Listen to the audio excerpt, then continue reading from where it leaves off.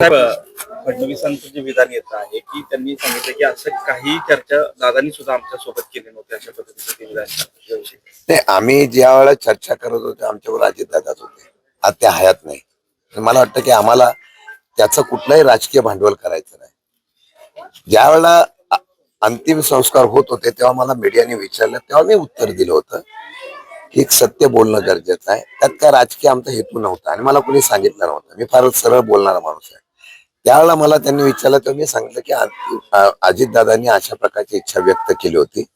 आता खरंच अजितदादांना श्रद्धांजली व्हायची असेल तर ह्या विषयाच्या संदर्भातून निर्णय घेणं गरजेचं आहे, एवढं मी बोललो होतो. त्याच्यावर आता ही चर्चा एवढी सुरू झालेली आहे. मला वाटतं की मी मगाशी सांगितलं, अगदी माणूस गेल्यानंतर खोटी शपथ तर घेऊ शकत नाही. मी अजितदादांची शपथ घेऊन सांगितलं की वस्तुस्थिती आहे, अजितदादा भावनिक आहे. ज्यांना माहिती आहे सगळ्यांना, आमच्या दोन्ही राष्ट्रवादींच्या कुटुंबांना आम्हाला माहिती आहे अजितदादा किती भावनिक आहेत ते. शरद पवारांच्याकडे बघितल्यानंतर अजितदादा काय भावनिक होतात ते आम्ही बघितलेलं आहे. त्यांचं म्हणणं आहे पवार साहेबांच्या उपस्थिती व्हावा. यावेळेला सीएम म्हणतायत, देवेंद्र फडणवीस साहेब दोन गोष्टी बोलले. एक, हा निर्णय राष्ट्रवादीने त्यांच्या घ्यायला पाहिजे, फक्त करताना आमच्याशी चर्चा करावी.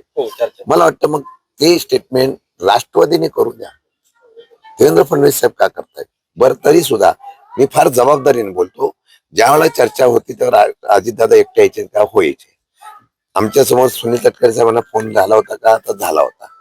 तसं होतं म्हणूनच नगरपालिका, महानगरपालिका, जिल्हा परिषद, पंचायत समिती, राष्ट्रवादीचे जे आमचे उमेदवार आहेत ते सगळे आम्ही घड्याळावर लढवण्याच्या संदर्भात निर्णय घेतला. ते असाच घेतला का? विलिनीकरण होणार म्हणूनच घेतला होता, हे तरी मान्य करा ना. बरं, आम्ही विचारलं होतं वरिष्ठांची चर्चा झाली का? ते बोलले वरिष्ठाची चर्चा झाली. वरिष्ठ म्हणजे कोण? आता मी त्याचा उल्लेख करणार नाही.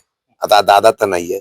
पक्षाच्या नेत्यांची चर्चा झाली का? ते बोलले माझी चर्चा झालेली आहे, मी 2-4 लोकांशी बोललेलो आहे आणि मी माझ्या पक्षाचा निर्णय घेणारा मी आहे, माझ्या मागे सगळे आहेत, त्यामुळे त्या निर्णयाची तुम्ही काळजी करू नका. एवढं सुद्धा म्हणाले की नगरपालिका, महानगरपालिकेच्या नंतर निवडणुकीच्या संदर्भातून निर्णय घ्यायचा होता, लगेच घ्यायचा होता, पण लगेच जिल्हा परिषद पंचायत समिती लागली. जिल्हा परिषद पंचायत समिती लागल्यामुळे हा विलंब झाला. नाहीतर दादांच्या हयातीमध्येच, दुर्दैवाने ते नाही, हयातीमध्येच हा निर्णय झाला असता. असो, त्याच्यावर चर्चा बऱ्याच झाल्या, तरी सुद्धा त्यांनी आम्हाला नंतर ज्यावेळेला आम्ही जयंत पाटलांच्या बंगल्यावर बसलो होतो त्यावेळेला सांगितलं होतं, आम्ही बोललो की वरिष्ठ बाकीच्या लोकांची मित्र पक्षाची चर्चा म्हणजे माझी देवेंद्र फडणवीसांची चर्चा झालेली आहे. फडणवीस साहेबांनी सांगितलं की जिल्हा परिषद पंचायत समितीच्या निवडणुका पहिल्या होऊन द्या, नंतर विलिनीकरणाच्या बाबतीमध्ये आपण निर्णय घ्यावा.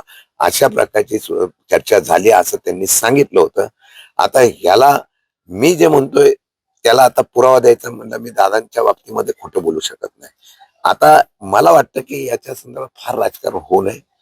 आम्ही इच्छा व्यक्त केली म्हणजे आम्ही पाठीमागे लागलोय, आम्हालाच विलीनीकरण करण्याची घाई आहे वगैरे असं जे चित्र रंगवलं जात आहे ते दुर्दैवाचं आहे. दोन्ही राष्ट्रवादी एकत्र आल्यानंतर जिल्हा परिषद पंचायत समितीला इतिहास होऊ शकतो. दादाची भावनिकता महाराष्ट्राच्या कानाकोपऱ्यामध्ये काय आहे हे गल्ली बोळामध्ये आणि चौकामध्ये जो दादांना कधी भेटला नाही तो माणूस ज्यावेळेला फ्लॅक्स लावतो श्रद्धांजलीची, ही दादाची ओळख आहे. याची भीती असेल की आम्हाला माहित नाही, पण त्यामुळे ह्यामध्ये असा संभ्रम निर्माण केला जातो काय खरं वाटतं. मला वाटतं ह्याच्यात राजकारण होऊ नये. आणि मला असं वाटतं की आता शेवटी राष्ट्रवादीच्या परिवारामधला एक, राष्ट्रवादीच्या परिवारातला जे आहेत त्या पक्षाने त्यांचा निर्णय घ्यायचा, त्यांनी काय निर्णय घ्यायचा त्यांचा आहे. पण मी आज स्पष्ट शब्दात सांगतो, आमच्या पाठीमागे शरद पवारांचं वलय आहे, शरद पवारांचं नेतृत्व आहे, आमचा योद्धा आहे. दुसऱ्या दिवशी बारामतीला ज्यावेळेला ते फिरायला सुरुवात करतात त्यावेळेस आम्हाला प्रेरणा मिळते. आम्ही एवढंच सांगतो की आम्ही कुठेही हातबल नव्हतो, फक्त दादांची इच्छा म्हणून व्यक्त केलेल्या भावनेला कोणी त्याला वेगळ्या प्रकारचा राजकीय रंग देऊन प्रयत्न करत असते, ते दुर्दैवाचं आहे. मला वाटतं हे होऊ नये अशी माझी प्रामाणिक इच्छा आहे. बाबतीमध्ये आम्ही चर्चा करणार नाही. आम्ही विषय मांडला, निर्णय घ्यायचा, जसं देवेंद्र फडणवीस म्हणतात त्याप्रमाणे निर्णय आता कोणी घ्यायचा आहे त्या पक्षाच्या, राष्ट्रवादीच्या, अजितदादा गटाच्या लोकांनी घ्यायचा आहे. त्यांना काय घ्यायचा निर्णय त्यांनी घ्यावा, त्यांना तो प्रश्न विचारा. आता आम्ही काय याच्यावर परत खुलासा, आम्ही स्पष्टीकरण करणं आता गरजेचं वाटत नाही. त्यांना नाही वाटलं विलिनीकरण नाही करायचं तर नाही करायचं, करायचं तर ते चर्चा करतील. चर्चा करताना पवार साहेबांच्या उपस्थित चर्चा होईल. आमची अपेक्षाच ही होती की पवार साहेबांच्या उपस्थितीमध्ये सर्वांची चर्चा झाली असती, कुटुंबाची त्यांच्या झाली असती, आमची झाली असती, तर मला वाटतं तो मार्ग निघाला असता. असो, परंतु त्यात काय वेगळे कारण आहेत का मला माहित नाही. येणाऱ्या काळामध्ये ते बाहेर येतील. दोन्ही राष्ट्रवादी एकत्र येतील याची भीती किंवा हतबलता भाजपला वाटते का याबाबत? नाही, याच्यात मला काही कल्पना नाही.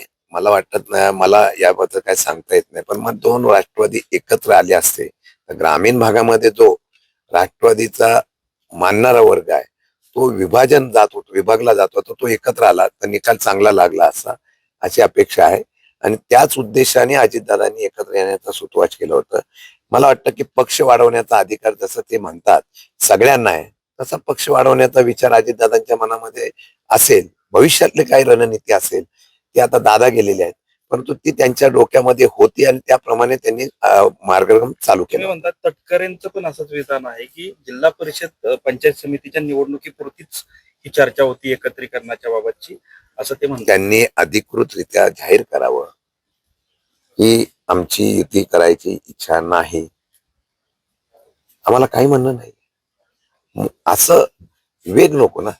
प्रश्नचिन्ह लोकांच्या समोर, प्रश्नचिन्ह सर्वांच्या समोर, त्यातून राजकारण होण्यापेक्षा आमचं त्याच्यावर काही म्हणणं नाही. आमची आजही प्रामाणिक इच्छा आहे, अजितदादाचा जे स्वप्न होतं दोन्ही राष्ट्रवादी एकत्र यावी, याच्या संदर्भात आमच्या मनामध्ये कुठलीही शंका नव्हती.